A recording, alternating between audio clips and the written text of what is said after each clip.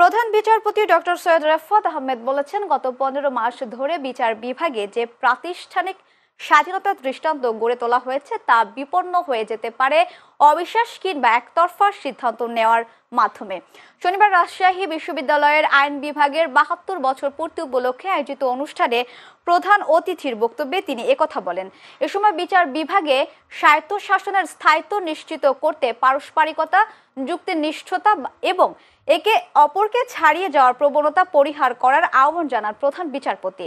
এর আগে বেলুন ও পায়রা উড়িয়ে বিশ্ববিদ্যালয়ে আইন বিভাগের প্রতিষ্ঠা বার্ষিকীর অনুষ্ঠানের সূচনা করেন রেফাত আহমেদ। অনুষ্ঠানে বিশ্ববিদ্যালয়ের সাবেক শিক্ষার্থী এবং বাংলাদেশ সুপ্রিম কোর্ট ও হাইকোর্ট ডিভিশনের 29 জন বিচারপতি সহ অনেকে উপস্থিত ছিলেন।